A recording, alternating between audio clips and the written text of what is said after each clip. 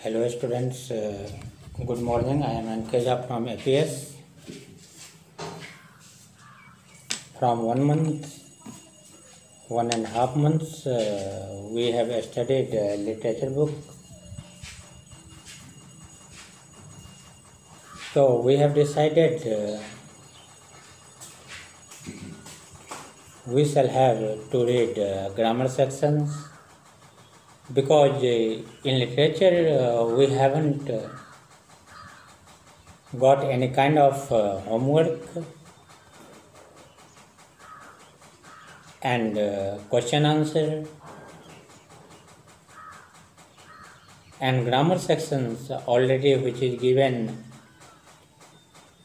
in literature book you have not submitted. So great regret and great shock, and this matter shocked me much. What is the reason behind it, I don't know. But I mean to say, in all circumstances, we have to complete it. If we are not doing that and we are not concentrating on it, I think a lot of problem will raise in future. So certainly you have to do it at any cost because you have to submit fair copy some days after. Maybe the school management will ask you, please submit fair copy of literature and grammar. At that time a lot of problem you will fail. So I mean to say, and I want to give you a piece of advice. Please maintain that and try to complete fair copy because it will help you at the end of this particular session. But today I shall discuss about some topic of grammar. Some topic you have already studied, just like the sentence, the phrase, the clause, and noun parts also. And in noun sections you have studied a lot of parts, just like noun and number, noun's gender. So this is very, very important, and these topics are so important for all of us. So especially I want to tell you, you have to complete and you have to memorize. So I mean to say, the first chapter was the sentence, and sentence is very, very important. And once again I want to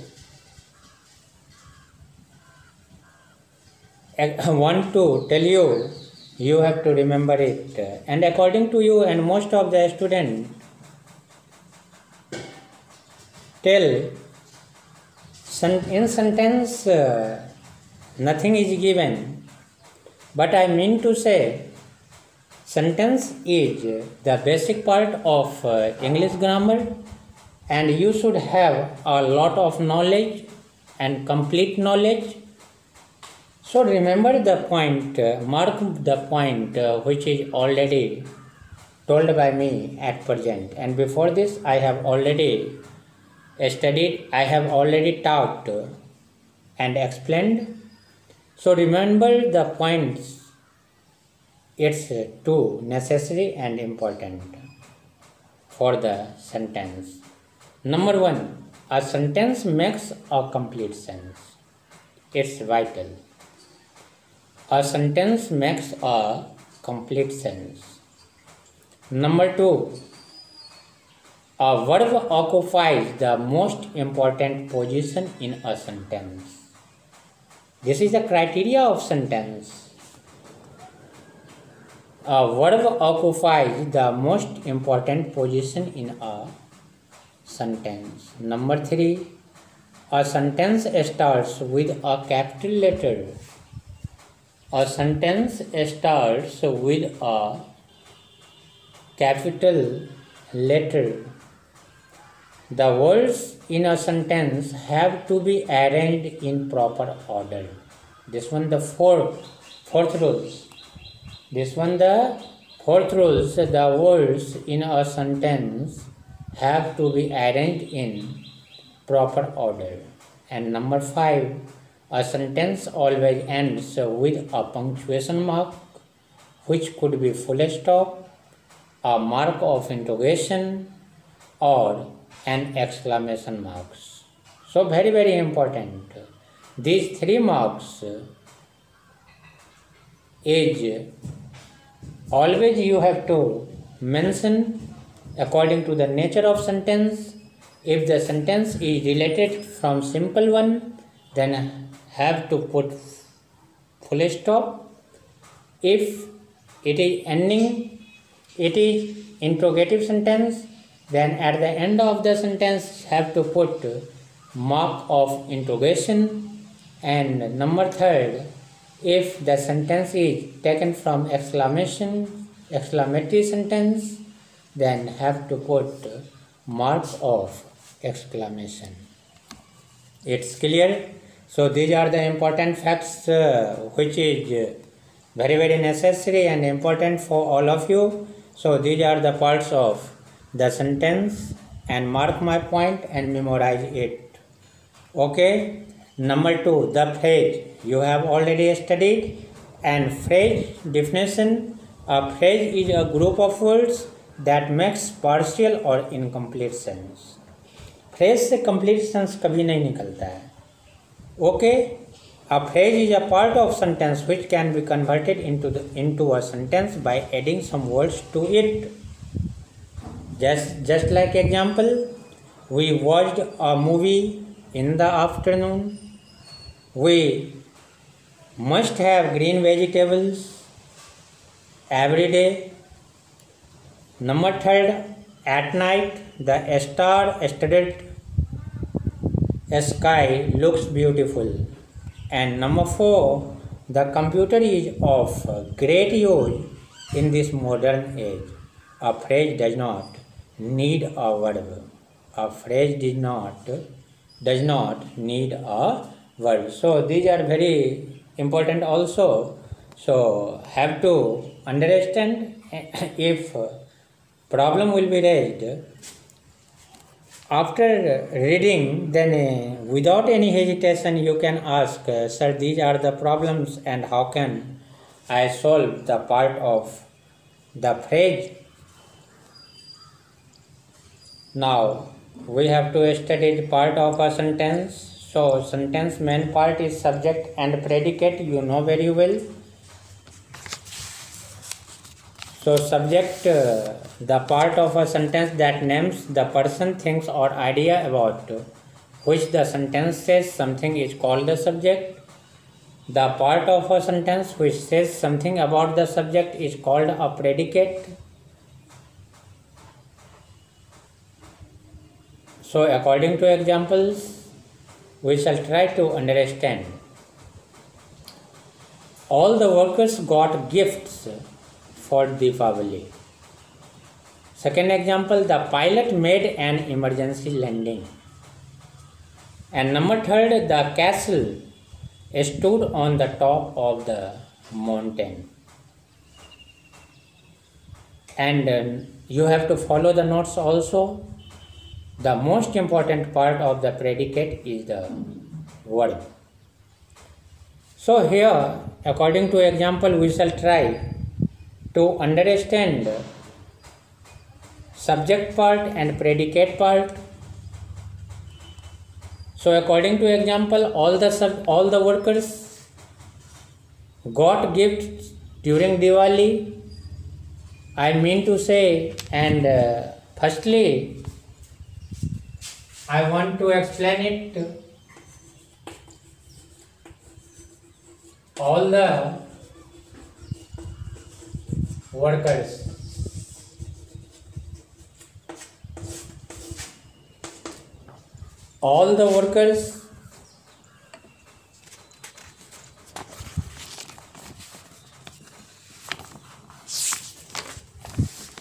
got gift during Diwali. of gifts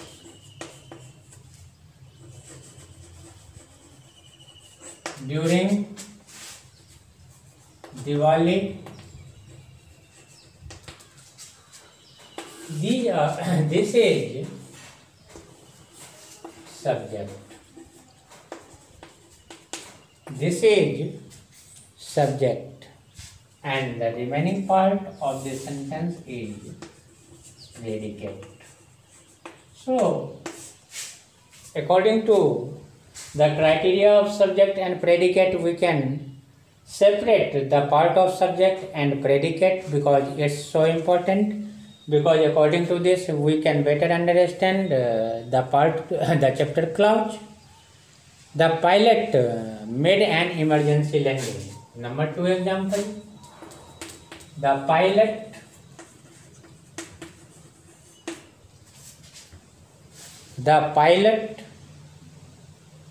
made an emergency landing. Made an emergency landing. The pilot is subject. Made an emergency landing is predicate. And this is subject. So I mean to say you have understood it. You have understood the topic of subject and predicate because this is the main parts of a sentence. A sentence has two main parts. Number 1 is subject and number 2 is predicate. So according to the example, we have already understood the part of subject and the part of predicate. The pilot is the subject of the sentence and it comes first. Made an emergency landing is the predicate of the sentence and it comes after the subject. Because you know the sentence structure will be subject plus verb plus other words. दुनिया में कोई भी sentence हो उसका structure यही होगा, चाहे जितना बड़ा हो और चाहे छोटा हो. सब्जेक्ट वर्ब और other words is the structure of English. So आप आराम से देखिए कि सब्जेक्ट के बाद प्रेडिकेट आ रहा है या नहीं. तो made an emergency landing, made is second form of the verb. Subject the pilot हो गया तो सब्जेक्ट के बाद वर्ब यूज है, उसको other words an emergency landing. An emergency landing is other words. So we can tell made an emergency landing is a predicate part of the sentence number 2, example number 2, and the subject part is the pilot. Okay, kind of sentence we have studied, and there are 4 kinds of sentences. Number 1, assertive or declarative. You can use any one name. Either you can tell assertive or declarative. Number 2, interrogative sentence or questions. Interrogative sentence or question. Number 3, imperative sentence, and number 4, exclamatory sentence. So these are the parts of sentence according to your standard. According to class 6, we have to study. And assertive declarative states something. Assertive sentences are of 2 kinds. Number 1, affirmative, and you can tell also positive, either affirmative or positive. And negative. The dog ate the piece of meat. This is affirmative sentence. But the dog did not eat the piece of meat. This is negative sentence. Okay, so these are the parts of assertive sentence, declarative sentence. Number 2, a statement ends with a full stop. You have studied just before. it. Interrogative sentence, that means questions you have studied, and interrogative sentence asks a questions. A question always end with a question mark, that means sign of interrogation. Okay, so a lot of interrogative sentence you have studied, and how to deal interrogative sentence. This is the big matter and big question. So through the definition, through concept, you can write it easily. So WH question begins with interrogative pronoun, interrogative adjectives, and interrogative adverbs. Interrogative pronouns: who, whose, whom, what, and which. Interrogative adjectives: what size, which man, and whose turn. And interrogative adverb: when, where, why, how long, how far, how often, and how soon. These are WH questions, but begins with interrogative pronoun, interrogative adjectives, and interrogative adverbs. But how you will deal? Concentrate and study the chart of interrogative pronoun, interrogative adjectives, and interrogative adverbs, which is given on page number 7. Now, interrogative pronoun who, whose, and whom apply only to a person who is used as a subject. Subject के बारे में के तरह use होता है और subject के बारे में पता करना चाहता है. whom is used an object. whom का यूज ऑब्जेक्ट का पता करने के लिए होता है, ऑब्जेक्ट के बारे में जानना चाहता है. whom का यूज सब्जेक्ट के रूप में नहीं करते. what and which apply both to person and things. what and which apply both to persons and things. Understand? Who has come. This is the example. Who is subject here? Whose umbrella is this?